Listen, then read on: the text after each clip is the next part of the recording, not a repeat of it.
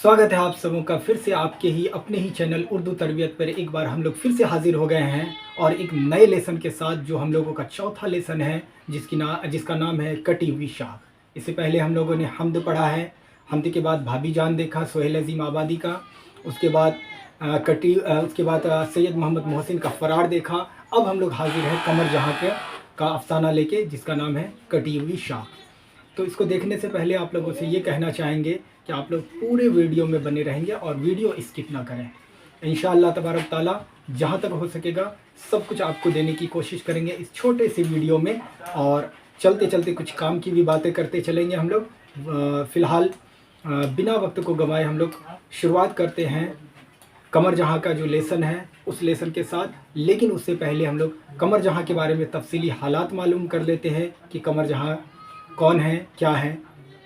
तो सबसे पहले हम लोग जानते हैं कि जैसे लेसन की तरफ आ रहे हैं और मुसन्निफ वाले चैप्टर में आ रहे हैं। जैसे कमर जहाँ हम लोग जान रहे हैं कि कमर जहाँ हमारे निसाब जो दरखशा दोम है 10वीं जमात की उसका ये जो चौथा ही लेसन है डॉक्टर कमर जहाँ या कमर जहाँ कह लें आप तो कटी हुई शाख। सबसे पहले हम लोगों को पूछा जाएगा, सवाल आता है चाहे ऑब्जेक्टिव आ जाए या सब्जेक्टिव आ जाए कि कमर जहाँ का कौन सा अफसाना आपके निशाब में शामिल है।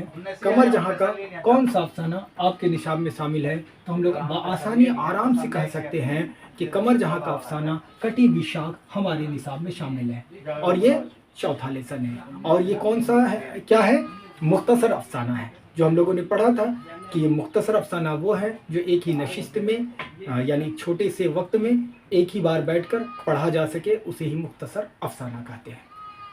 तो उसके बाद हम लोगों का आगे जो हम लोगों को जानना है कि कमर जहाँ की पैदाइश कब हुई। अगर इस तरह से पूछ दिया जाए, जैसे कि हम लोग मुसन्निफ वाला जो पेज होता है उसको जब हम लोग पढ़ते हैं तो वहाँ हम लोगों को बहुत आसानी से बहुत अच्छी छोटी छोटी टॉपिक्स जो ऑब्जेक्टिव के लिए सब्जेक्टिव के लिए या हमारी याददाश्त के लिए बहुत काम की चीज़ होती है। तो कमर जहाँ की पैदाइश कब हुई और कहाँ हुई, तो इसको जानने के लिए हम लोग देख रहे हैं कि कमर जहाँ की जो पैदाइश थी वो तकरीबन 1951 और 52 दोनों डेट दिया गया है, 51 और 52। अगर ऑब्जेक्टिव में आपके साथ ऐसी दुश्वारी आ जाए कि 1951 दिया हुआ है तो आप 1951 को टिक कर दें, अगर 1952 आ जाए तो 52 दे दें। लेकिन दो में से कोई एक रहेगा या होगा तो दोनों एक साथ होगा। 1951 52, 1953 54, 1955 56, 1957 58 इस तरह से दिया होगा। तो आप इस पर अच्छी तरह से ध्यान रखेंगे कि पूछ क्या रहा है। तो कमर जहाँ का जो अफसाना है कमर जहाँ की जो पैदाइश है वो 1951 52 में कहाँ हुई? समस्तीपुर ज़िला कौन सा था? समस्तीपुर के मर्दम खेस गांव बुजुर्ग द्वार में हुई। यानी कमर जहाँ की जो पैदाइश है वो बिहार में ही हुई है। तो इस तरह से हम लोग बहुत अच्छे से जान सकते हैं समस्तीपुर ज़िला। हम लोग जान रहे हैं अच्छे से कि समस्तीपुर ज़िला कहाँ पड़ता है, तो हमारे बिहार में ही समस्तीपुर है। तो कमर जहाँ की पैदाइश तकरीबन 1951 52 में समस्तीपुर ज़िला के मर्दम खेस गांव बुजुर्ग द्वार में हुई। तो इस तरह से ये क्वेश्चन हमको लगता है आप लोगों को अच्छे से याद हो गई होगी कि दो चीज़ आप याद कर लिए, यहाँ की कमर जहाँ की पैदाइश का साल याद हो गया और कौन सी जगह उनकी पैदाइश हुई ये आपको बआसानी पता चल गया। अब हम लोग दूसरे ऑप्शन में देखते हैं कि कमर जहाँ के वालिद का नाम क्या था। ये भी जानना बहुत ज़रूरी है कि पूछ दिया, अब क्वेश्चन आ रहा है कि कमर जहाँ के वालिद का नाम क्या है, तो हम बआसानी से बता सकें कि कमर जहाँ के वालिद का नाम सैयद अताउल हक।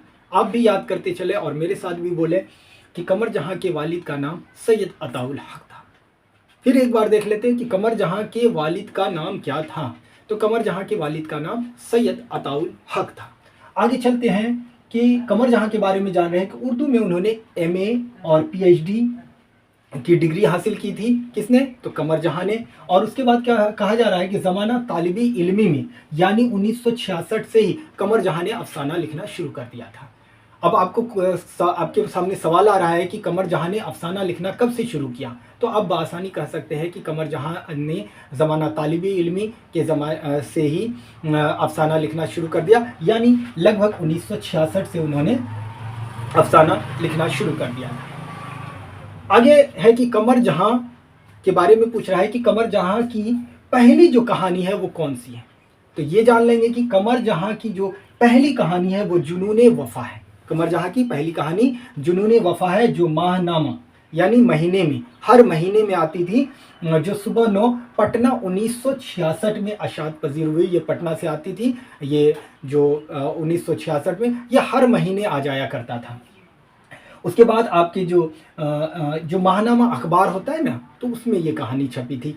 जैसे हम लोग बहुत सारे पत्रिका पढ़ते हैं, बहुत सारे ऐसे पेपर हैं जो महीने में आते हैं, कोई 15 दिन में आता है, कोई सप्ताह में आता है, और जैसे कोई रोज़ वाला पेपर होता है हिंदुस्तान वगैरह, ये हम लोग रोज़ देखते हैं। तो इसी तरह से पेपर था जिसमें जो महीने में एक बार आता था। आगे कहता है कि सुंदरवती महिला कॉलेज, जहाँ से कमर जहाँ ने अपने तदरीसी करियर का आगाज़ किया था, वो शोबा उर्दू से तदरीसी करियर का आगाज़ किया और भागलपुर यूनिवर्सिटी के सदर शोबा उर्दू तक के ओहदे को संभाला था।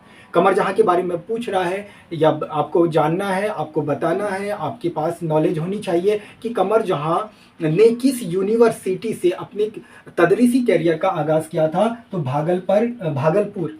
भागलपुर यूनिवर्सिटी से, और यहीं पे वो सदर शोबा उर्दू तक पहुंच गई थी और उस ओहदे को उन्होंने संभाला।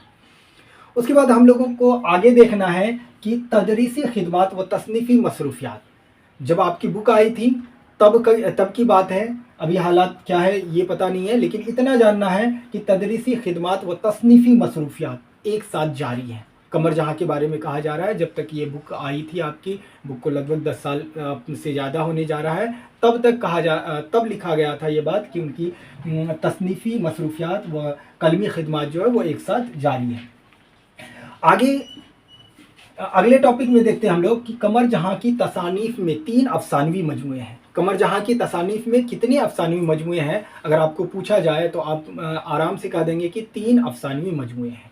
अब कौन कौन सी है, वो कब कब आई, तो उसको देखते हैं कि कमर जहाँ की 3 अफसानवी मजमुए हैं, जिनमें पहला दे दिया है चारागर, जो 1983 में आई थी। चारागर 1983 में। अजनबी चेहरे याद कर लेंगे, अजनबी चेहरे 1991 में।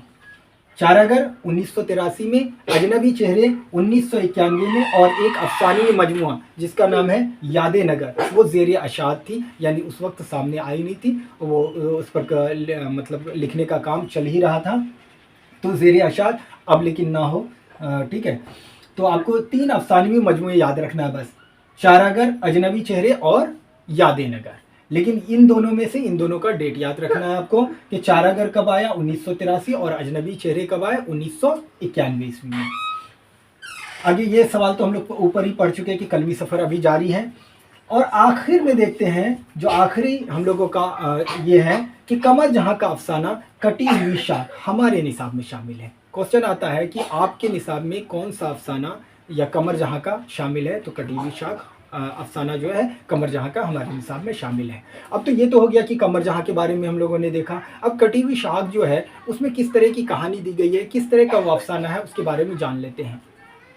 एक लड़के की कहानी दी गई है इस अफसाने में। वो लड़का है, गांव में रहता है, गांव में रहते रहते इतना उकता जाता है, इतना परेशान हो जाता है, माली दुश्वारियों का शिकार हो जाता है, पैसे की तंगी हो जाती है उसको। उनका एक दोस्त कहता है कि यार तुम पढ़ लिख कर इतने पढ़ाई किए, इसी गांव में चप्पल तोड़ने के लिए या इसी तरह से रहने के लिए तुमको आगे कुछ करना चाहिए, तुम्हें विदेश जाना चाहिए। वो इतना उत्साह देता है उसको कि वो विदेश जाने के लिए तैयार हो जाता है। अपने बूढ़े बाप बूढ़ी माँ के फ़िक्र किए बगैर वो बाहर जाने के लिए तैयार हो जाता है। जैसे वो सपनों की दुनिया में खोने लगता है, और जैसे ही वो एयर होस्टेस से मिलता है और प्लेन पे जाता है, तो वहाँ उसकी दुनिया ना एक फिल्मी स्क्रीन की तरह बदलने लगती है। पल भर में अलग अलग चीज़ें उसके सामने आने लगती हैं, और वो एक अलग से माहौल को महसूस करना शुरू कर देता है। विदेश तो पहुंच जाता है, रुपया पैसा, गाड़ी बंगला, एसी फ्रिज वगैरह सब कुछ उसके पास हो जाता है, लेकिन उसके अंदर ना कुछ टूटने लगता है, कुछ जो है ना उदासी धीरे धीरे, कुछ परेशानी उसको धीरे धीरे आने लगती है, और वो वहाँ परेशान हो जाता है। और फिर वो इस परेशानी में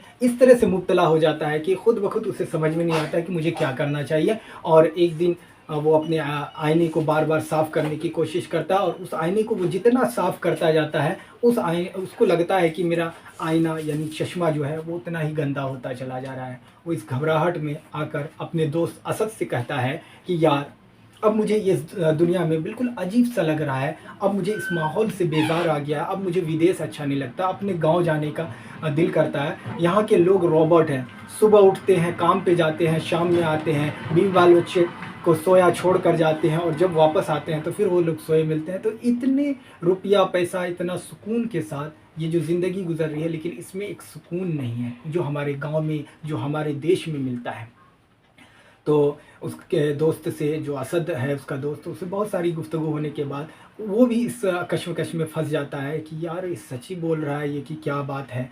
और आगे जब वो अपने बीवी बाल बच्चों के साथ घर वापस आता है तो आंगन के दहलीज पे, यानी जो गेट होता है वहाँ पे खड़ा है। उससे पहले उसके बाप के इंतकाल की जो खबर मिली थी वो तड़प कर रह गया था, वापस आ नहीं सका था कि अपने बाप को देख ले, एक बार मिट्टी वगैरह भी दे सके, आखिरी वक्त का दीदार हो। लेकिन आगे चलकर जब वो कुछ दिनों के बाद पहुंचा है अपने आंगन में, आंगन पे खड़ा है और उसको हर एक चीज़ अब अछूत मालूम हो रही है। ऐसे लगता है कि थोड़ी थोड़ी सी यादें हैं और थोड़ा लग रहा है कि अजनबी सा मतलब हो रहा है ना, कि अजीब सा लग रहा है कि जैसे जाना पहचाना या कुछ भूला हुआ भूला नज़र आ रहा है। इस तरह से उस कश्मकश में खो गया है। आम के पेड़, शरीफे के पेड़ सब वही हैं।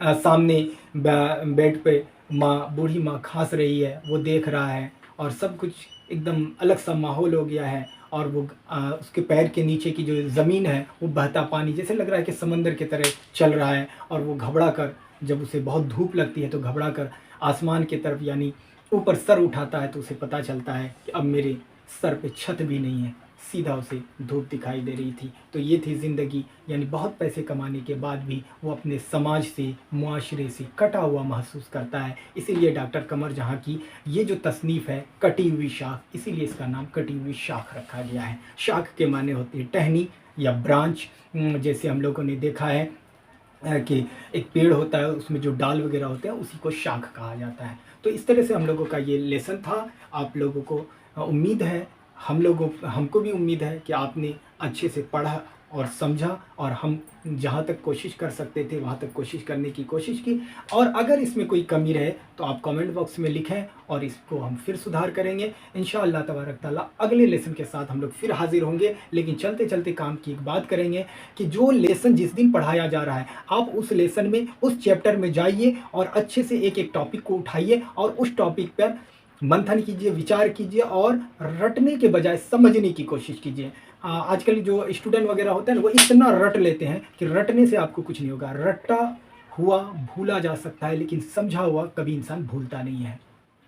तो हम आपको एक ऐसी ऐसी टॉपिक्स पे बात करने की कोशिश करेंगे जो आपके दिल पर और दिमाग पर, दोनों पर असर करें। तो आप सबसे पहले एक एक लेसन के वीडियोस को देखिए और रटने के बजाय समझने की कोशिश कीजिए, लिखने की कोशिश कीजिए, मश्क कीजिए और जो आमुख्ता है, यानी जो पीछे का सबक है, उसको रोज़ दोहराते रहिए। आगे भी पढ़िए और पीछे से जब भी बैठिए हर एक लेसन को पीछे से देखने की कोशिश कीजिए और अपना टेस्ट खुद लेने की कोशिश कीजिए। तो इंशाअल्लाह तबारक ताला आप लोग ऐसा ही करेंगे जैसा मैंने कहा और जैसा आपने सुना। आप अपने दोस्तों को इस वीडियो को शेयर करें, लाइक करें और जो कमेंट्स हैं बॉक्स को तो भर दें। जितना भी आप जो लिखना चाहें हम इंशाल्लाह उनको पढ़ने की कोशिश करेंगे। और सब्सक्राइब की जो संख्या है वो इतना बढ़ाएं ताकि मुझे भी एक हौसला मिले कि हाँ, हमारे साथ लोग जुड़ रहे हैं, हमारी ज़रूरत है लोगों को, तो हम भी आप लोगों के साथ आएंगे। तब तक के लिए अपना ख्याल रखिएगा, पढ़ते रहिए। खुदा हाफिज़।